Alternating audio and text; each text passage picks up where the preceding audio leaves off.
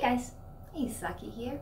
Again, it's been a minute since I've done a video because life is complicated right now, as probably for most of us, that's how it is. Today I'm going to talk about the accident that I was in a couple years ago, where a car actually hit me as a pedestrian as I get ready to go and do fireworks for the 4th of July with my little one and make some Japanese curry with my friends. So that's what we're gonna do. Allow me to grab my straightener. You'll see me like pop in and out, you know, as I get ready. So I was working late back in November of 2020, and I worked at a cannabis facility at the time. And that night I was coming home. It was, you know, very dark. It was winter here where I live. I live in Las Vegas, Nevada, which is not my favorite city, by the way. I honestly don't recommend anyone moving here. It's kind of one of those cities where people want to move here. They think it's cool, they think it's fun, and then people usually just kind of get stuck and you can't get out. Most people that were raised here in Las Vegas move away. And if I had the funds, I would definitely be up probably somewhere in Washington or Oregon area. But anyways, working late, and I was riding this Razor scooter. It's an electronic scooter, and it's very interesting because I've seen quite a few people on those scooters recently, which I kind of put up to, you know, the economy being so expensive right now, especially with gas prices and car insurance and all that stuff that you require. So it was very funny. Within like a third of a mile the other day when I was out walking, I saw two people, adult man and possibly a young lady or teenager, on one of those scooters. And so that's what I was on. The maximum speed goes about 13 miles per hour, so I would ride it on the sidewalk and not in the street. It's not something that is street legal to ride, and you don't have to have a helmet or anything. It's not like a moped. You do stand up and then you hang on like a regular scooter, but instead of pushing with your legs, it's controlled by a battery, and you use a part of the handle to go fast, to go slower, whatever. For anyone wondering, my shirt says "Every day is Halloween." It actually came from one of my sponsored videos years ago, and this is probably my favorite tank top. I really like it, especially because I live in such a hot city. So anyways, at nighttime, on my way home, bundled up, almost home. Like, I was literally at the stoplight before the area that I live in, and I had just separated from a partner, a toxic partner, and my little one, she was 1 year old at the time. So that was kind of my whole life, is just trying to figure out how to get back on my feet, take care of my little one, you know, spend lots of time with her, bonding and everything. And my grandmother lived with me, so it was us three. And I was, and still am, the main breadwinner of, you know, trying to take care of everything. My job was going really good. Like, I actually, for the first time in my life, was able to have some savings, and thank the gods that I did. Because that November evening, I was riding home, like I said, almost freaking home, and I was going across a crosswalk, like an actual crosswalk at the street, at an intersection, you know, 4-way stop for the lights and everything. And I had the right of way to go across, and on that scooter, I don't walk it. It's kind of hard to walk it with you because it is heavy and has a low motor, and I'm a very short and little person. I am 5'2", and at the time I was about 103 to 105 pounds. So a little bit smaller than what I am right now. So very petite, very small person, and I've already been in accidents beforehand, and other bad stuff happened to me. So the cars were backed up, about 3 or 4 cars, you know, all at a dead stop. Every line was filled except for the right turn lane, which over here in the US, you hug the corner. In the UK, it's the opposite, it's the left turn lane. But right-hand turn lane was completely empty.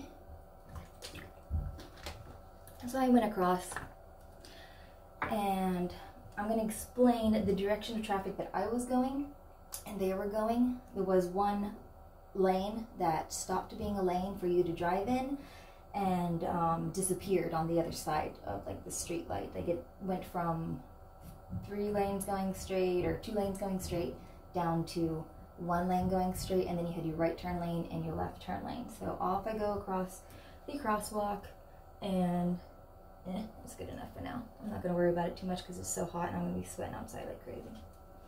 So there's no cars in the right turn lane.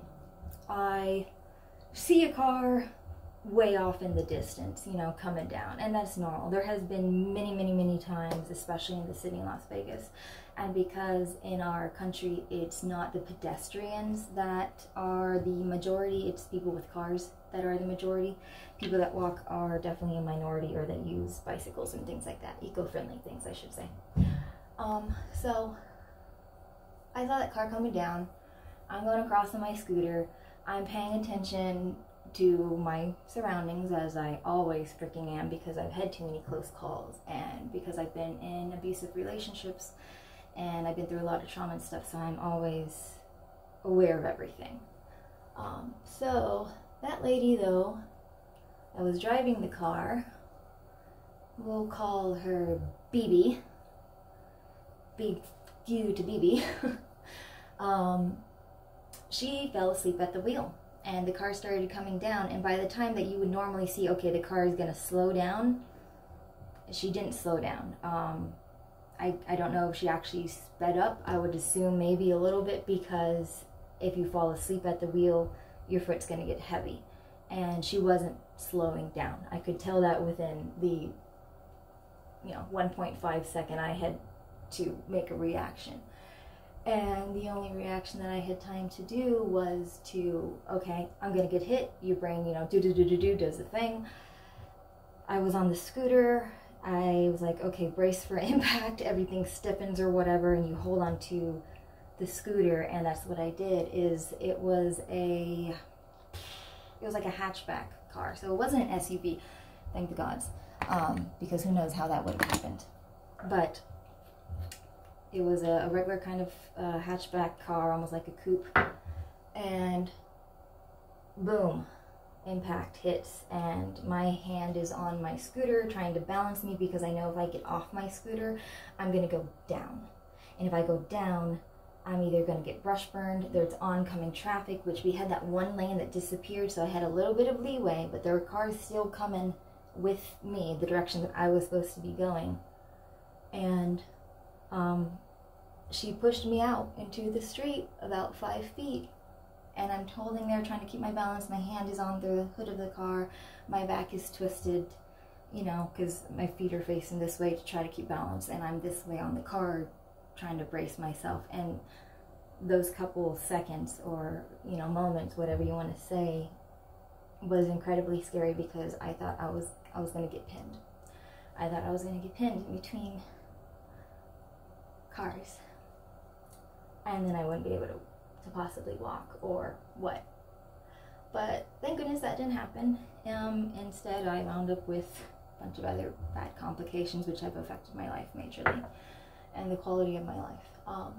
But she, after realizing, she looked up and she had someone on the hood of her car, she stopped, and everyone at that light saw me. And unfortunately, there was one guy in a car who was a passenger, and he was like, "What the fuck? She wasn't paying attention!" Like, he was screaming and talking about things, because that was my reaction. When she stopped, and I knew that there weren't more cars coming, and I was safe enough, and I stood in front of her car so that she couldn't just drive away.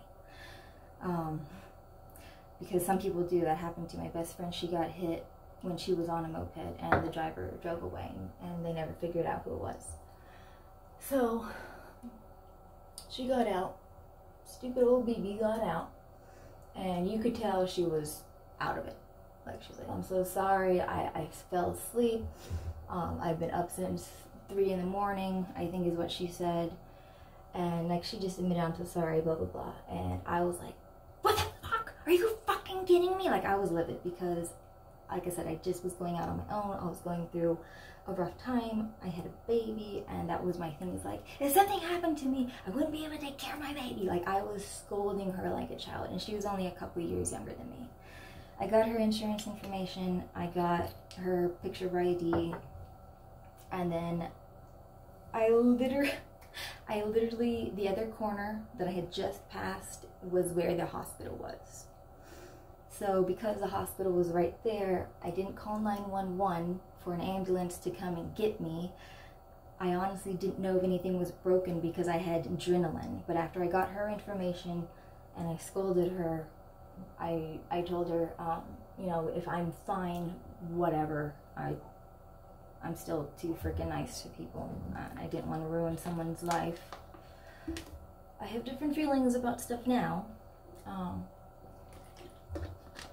But yeah, that's kind of what I told her, to go home, just go home.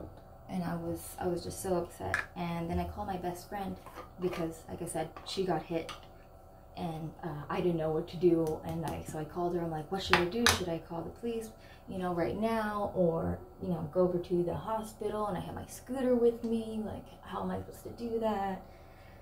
And she was like, get over to the hospital. Do you have someone to call to come pick up the scooter? And fortunately, I did have a friend to be able to do that. And I called my work and be like, hey, I just got hit by a car. I'm not going to be coming in tomorrow. And so my boss was freaking out and was like, oh my gosh, they thought I got hit in the parking lot.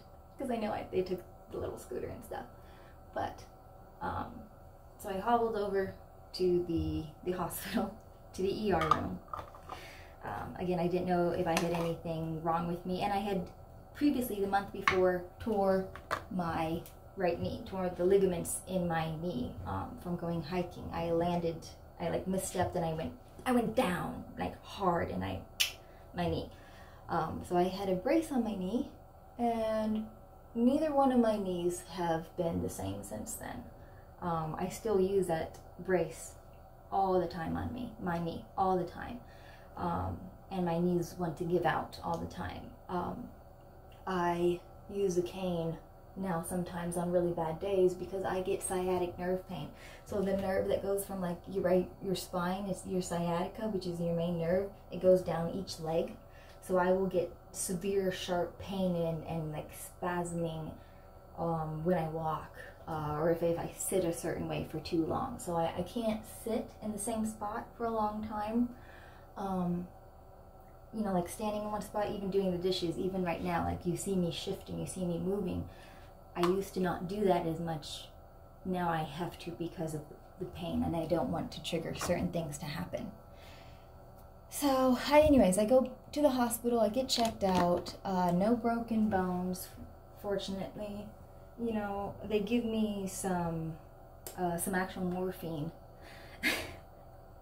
And because I started to feel the pain about 40 minutes to an hour after the adrenaline left and everything. And oh my goodness, let me tell you,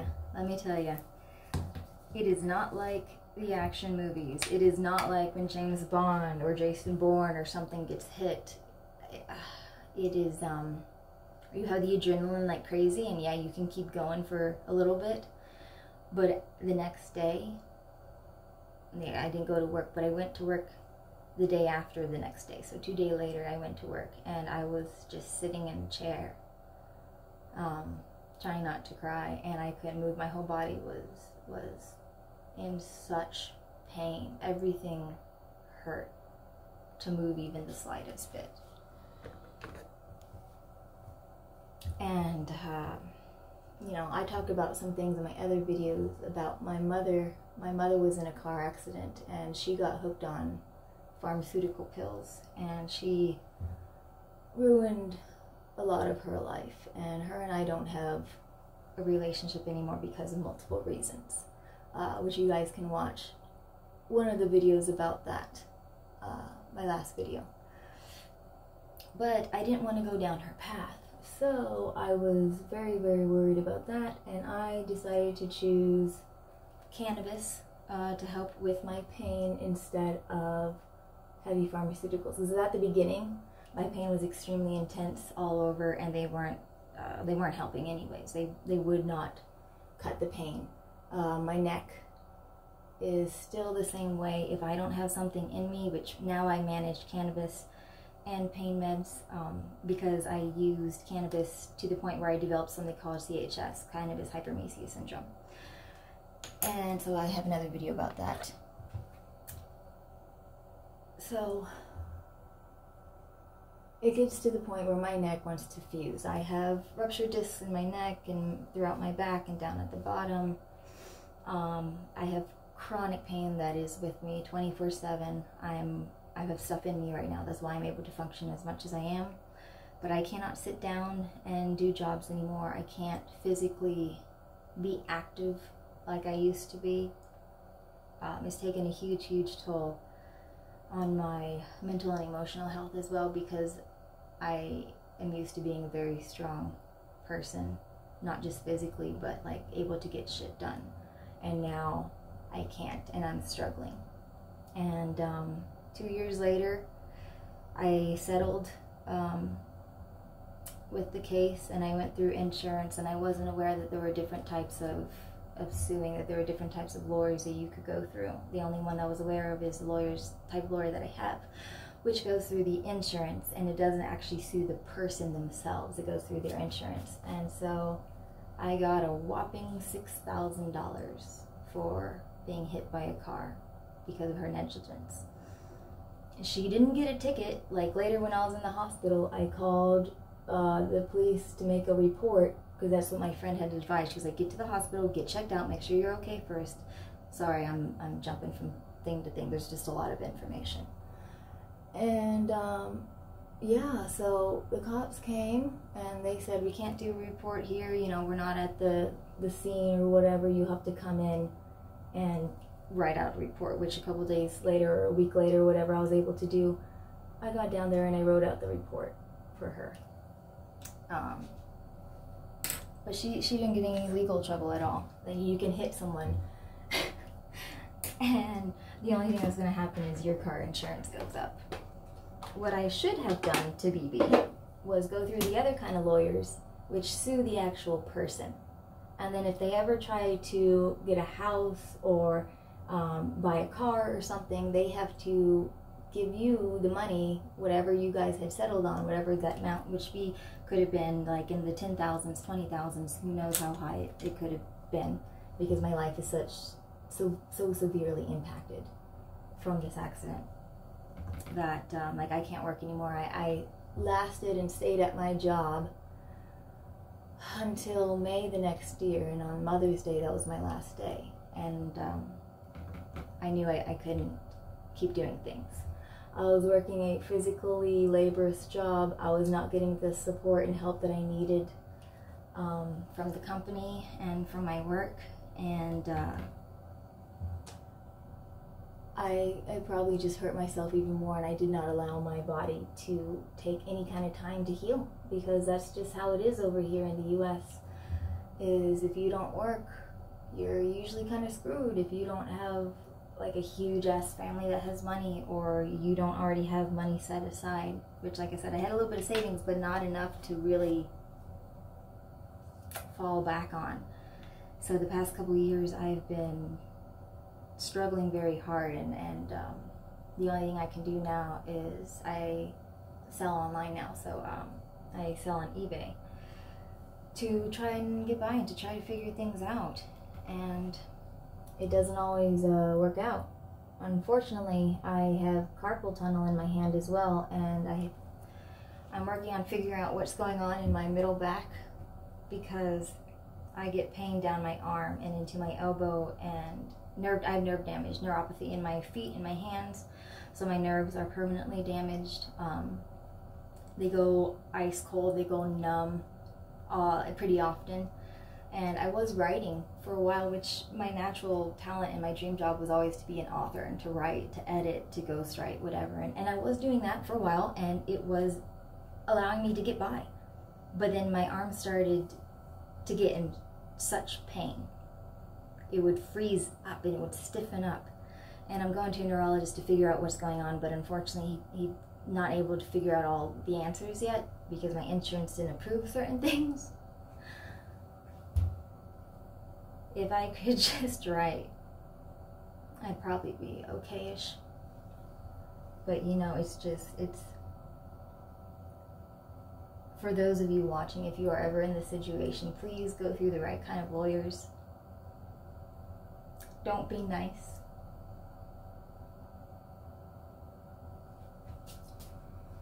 Because it's really hard to get past a lot of shit. And it's really hard physically. You know, I was always a runner. I was always the person to do things. And now I can't. Now I have to walk around with a cane. At least my cane's a dragon. I told myself that if I have to use a cane, I have to at least look really cool like Lucius Malfoy. Because that's kind of a breaking point for me. So I get all that pain. I get, like I said, my neck will fuse and stiff to the point where I can't even turn my head sometimes. My middle back feels like someone had just like boom into my, like I get beat up. It feels like I'm beat up if I don't have something in me. So I'm still trying to figure things out because, you know, living month to month is not a healthy way. And I grew up in a situation where my mom lost our home and we couldn't pay rent and stuff. So it's a very real fear of mine. It's a real thing to have to try and prevent. You know, and as a parent, you gotta do all that you can. You can't stop. You can't give up. And unfortunately, I'm not in a relationship. I did have a partner, actually, that helped me after I was in my accident. It was someone that I was talking to right before the accident happened. And I thought they were very, very good for me. I thought that they were very healthy for me because they did things without me having to ask for help. They did so much. And then they just left. They just ghosted. They chose a different type of life than the family life that I was offering. And I'm not the person that sits back and do nothing. Like I clean the carpets. I take care of the house. I keep everything as spotless as I possibly can. Because that takes a toll on you too. Plus, if you stop moving, your body will want to not do anything anymore. And as I said, I saw what happened to my mother, and I will talk about the whole pain med thing in another video about all that and my situation with that, because I only talked about my mother and the religious abuse that she inflicted. So, you know, that's kind of it definitely ruined a lot of action movies for me, which is the joke that I make with a lot of people when they find out, like, holy crap, you were hit by a car. I do have PTSD. I definitely do. When I am in cars, if someone in front of us, like, brake checks or cuts stuff off, or someone gets a little too close, I'm like, I tense up. I will get anxiety and panic attacks. I can't drive anymore. I tried, and I'm not a safe driver now because I'm too scared. So, no, that's cool. I don't recommend that to anyone. It's kind of a funny thing to have PTSD from, which I already have some of that from abusive relationships as well. And that's another video I will be making in the future, is talking about the different relationships that I've been through and how each person was different in their abuse and their actions. Because at this point on this channel, I just want you guys to learn from me and not repeat my mistakes. I've always been that mother friend, that teacher friend, and that's just what this channel's probably going to be. It's very hard for me to I don't want to say it's not hard for me to be happy, but it's hard for me to see a lot of the joy that the world has to offer at times, because I can't either physically appreciate it, or, you know, I don't have the funds anymore to be able to do a lot of things I would want to do, and just, it hurts you to know that you're not capable of doing certain things. Like, whenever I get around to be able to take my kid to Disneyland, which hopefully will be a possibility in the future, you know, how badly am I going to be pushing myself to try to ride the rides with her?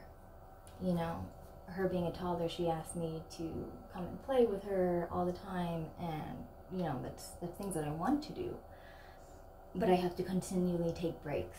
You know, if I wash the dishes, then I have to sit down for a while. If I clean the carpets, then I'm done. I'm exhausted for the rest of the day. You know, I still try to go on hikes and do things, but then the next 2-3 days I can't do anything. Even doing eBay is difficult because I have to,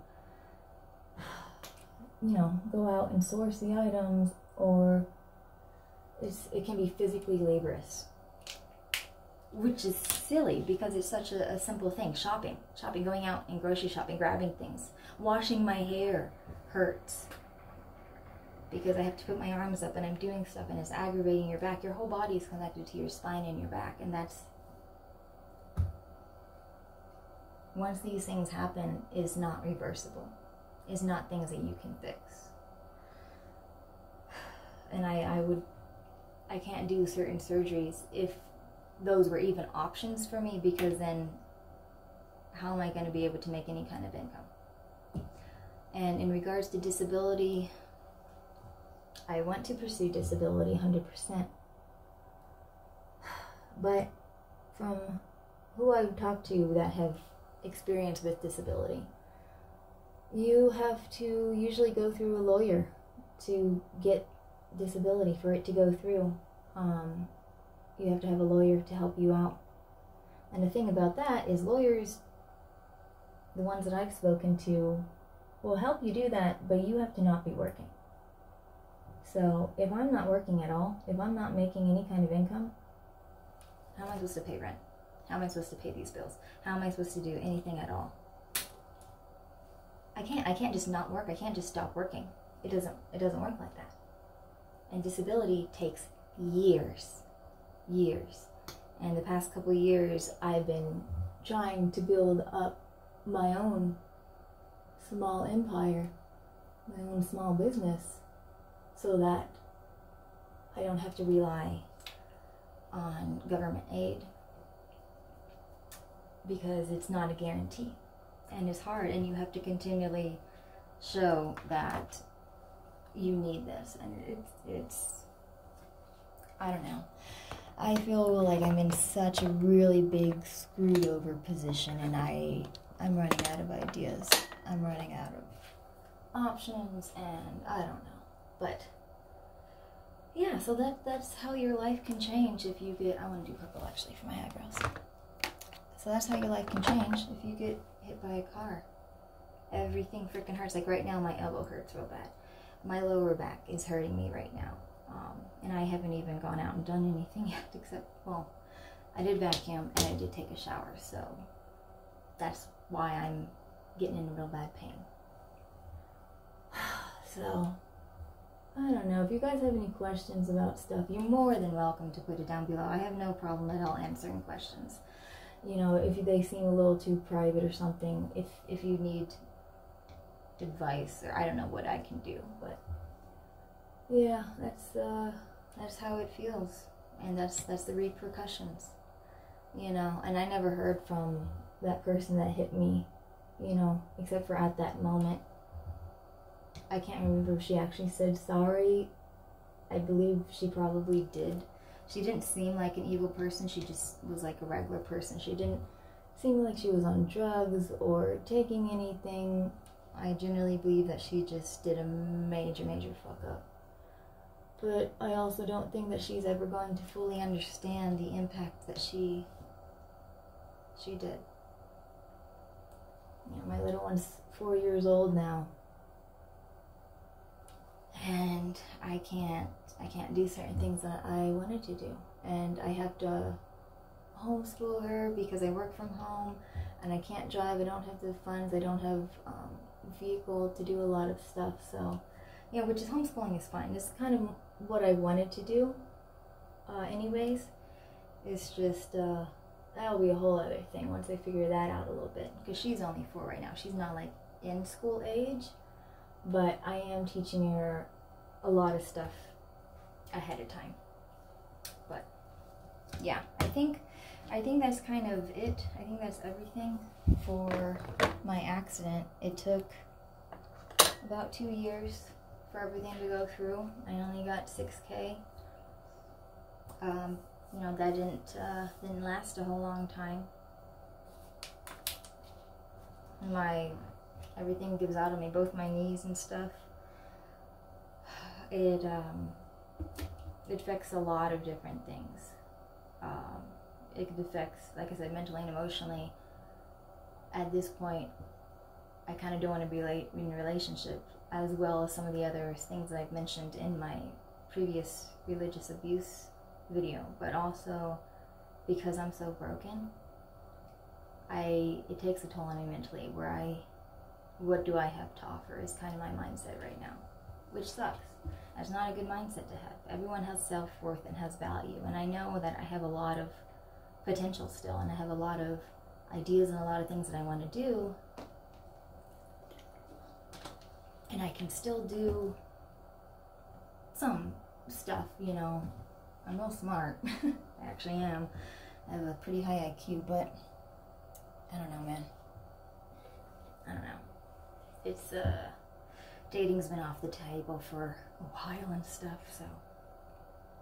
But that's probably gonna sum it up for this video, because now I'm gonna go start making some Japanese curry. Hopefully you guys enjoyed this little talk along, and like I said, if you have any questions, if by chance I missed anything, just comment down below, let me know. If you guys have been through this situation, please share your stories, share anything that you guys have learned, any advice for anyone else, you know. And maybe I'll see you guys in the next video. May the force be with you as always. Hang in there. I'm trying. Bye, guys.